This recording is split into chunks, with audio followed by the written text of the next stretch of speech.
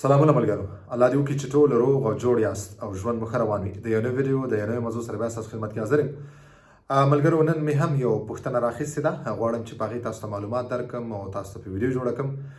تاسو تل کوشش کوئ چې خپلې پوښتنې زما یوټیوب چینل د کمنټس په برخه کې تاسو ولیکئ، هلته کمنټ کړئ او زه به ستاسو دغه پوښتنه راخلم او په خپل وخت به خامخا تاسو ته په هغې ویډیو جوړوم، معلومات به درکوم.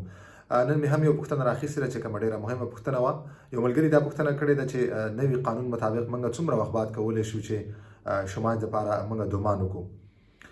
نو ما غوښتل په دې زه تاسو ته لږ معلومات درکړم، ځکه چې اوس قانون بدل شوی دی، دغه وخت اوس لږ زیات شوی دی. تاسو دلته قانونا چې کله تاسو کار کوئ، هفته کې 15 ساعته چې کوم دی قانونا هغه چې څومره ساعتونه کار کول اجازه یې هغه 15 دی. تاسو دې نه کم و بیش هم کولی شئ، خو دغه 15 چې کوم دی دا یو سټنډرډ یو معیاري هغه دلته چې کوم دی د فرانسې عمومي قانون دی چې یو کس باید دلته 15 ساعته کار په هفته کې وکړي. نو چې 15 ساعته تاسو کله کوئ، نو دا په میاشت کې تقریبا راځي 140 ساعته. اوس نوي قانون کې چې کوم دی تاسو هغه وخت شماج ته دومان کولی شئ چې کله تاسو 900 ساعته سپین کار وکړئ، نو بیا تاسو شماج ته دومان کولی شئ. پخوا دا 200 ساعته و، اوس چې کوم دی دا 900 ساعته رسېدلی دی، دا زیات شوی دی. کله چې دغه 900 ساعته تاسو بیا په دغه 15 ساعتونو مطابق تاسو تقسیم کړئ، نو دا تقریبا ستاسو په 7.5 میاشتو کې دغه وخت پوره کیږي. یعنی 7 میاشتې کې کله تاسو سپین کار وکړئ، نو ستاسو هغه ساعتونه پوره کیږي او 900 ساعته څه ساعتونه پرې وروړي هم، نو بیا تاسو د دې قابل کیږئ چې تاسو شماج ته دومان وکړئ او تاسو د شماج حقدار کیدلی شئ. پخوا دا مثال 6 میاشتې به تاسو سپین کار کوو، 200 ساعته او هغه ساعتونه تاسو په 6 میاشتو کې پوره کولی شو، کم و بیش 6 میاشتو کې هغه تاسو پوره کولی شو. ولې اوس دا 900 نوي قانون مطابق دا 900 ساعتونه شوي دي. نو 900 ساعتونه چې کوم دی هغه تاسو په 7.5 میاشتو کې تاسو، یعنی 7 میاشتو کې تاسو پوره کولی شئ. هر کله چې تاسو 7 میاشتې مکمل سپین کار وکړئ، نو بیا تاسو د شماج حقدار کیدلی شئ، بیا تاسو شماج ته دومان کولی شئ.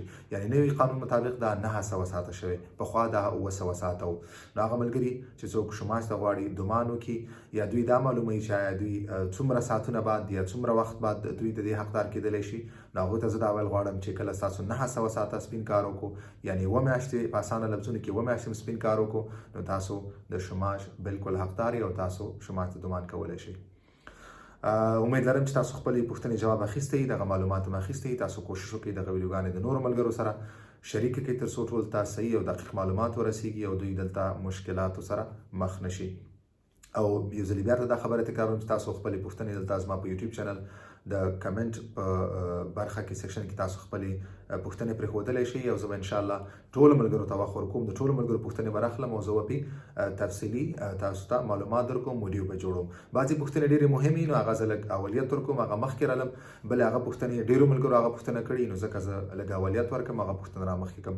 ستاسو یوه پوښتنه به هم انشاءالله نه پاتې کېږي، تاسو ټول ته به زه خامخا ویډیو جوړوم، دقیق معلومات به درکوم. تر بلې ویډیو پورې په الله سپارم، په مخه.